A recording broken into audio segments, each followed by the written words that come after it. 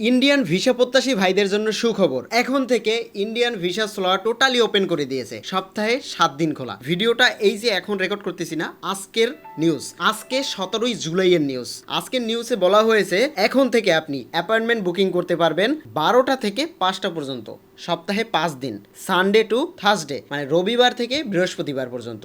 প্রথমে যেটা চালু করেছিল সেটা হচ্ছে সপ্তাহে একদিন, থার্সডে 12টা থেকে 5টা পর্যন্ত চালু করেছিল। সো যেখানে একদিনে সবাই ওখানে স্লট বুকিং করবে, আর যেটা খুবই টাফ ব্যাপার, এটা সম্ভব হবে না, কারণ বাংলাদেশে লক্ষ লক্ষ মানুষ, তারও উপরে হবে, কয়েক লক্ষ মানুষ ভিসা করতে চায় ইনস্ট্যান্ট এই মুহূর্তে, যেটা করতে পারতেছে না সিন্ডিকেটের কারণে। তো এরপরে যেটা করেছে, এরপরে থার্সডে, সানডে থেকে থার্সডে পর্যন্ত চালু করেছে, যেটা সবাই অ্যাপ্লাই করতে পারবে 12টা থেকে 5টা পর্যন্ত, এটা বলা হয়েছে, বাট সবাই পারতেছে না, এখানেও ঝামেলা আছে। তো এই ঝামেলাটা সলভ করার জন্য এখন কিন্তু শুক্র শনিবার বন্ধ ছিল, এখন পর্যন্ত চালু হয়নি 2 বছরে। শুক্র শনিবারও আপনি অ্যাপয়েন্টমেন্ট বুকিং এর জন্য দিতে পারবেন। তবে এখানে যে নিয়মটা বলে দিয়েছে, মানে টাইমটা যে বলে দিয়েছে, সেটা হচ্ছে সকাল 10টা থেকে 12টা পর্যন্ত, ফ্রাইডে অ্যান্ড স্যাটারডে। তার মানে শুক্র শনিবারও ওপেন রয়েছে অল্প কিছু সময়ের জন্য। এর আগে তো এই 2 ঘন্টাও ছিল না মেডিকেল ভিসার জন্য, বাট এখন টোটালি সপ্তাহে 7 দিন। তবে এটা যেহেতু 1 দিন থেকে 5 দিন থেকে 7 দিন করে দিয়েছে, আগামীতে 24 ঘন্টার জন্য, সপ্তাহে 7 দিন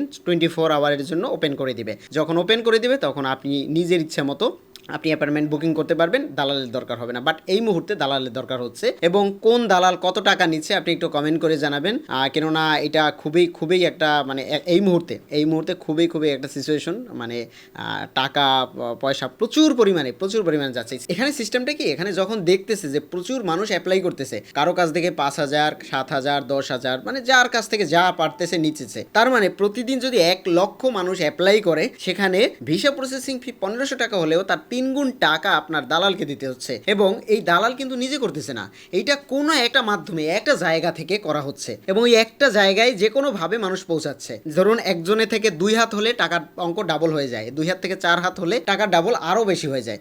আর যে করে তার কাছে যদি ডাইরেক্ট যাওয়া যায়, এটা তো সম্ভব না কোনোভাবে, কারণ বাংলাদেশে সবই সম্ভব, তাই তো?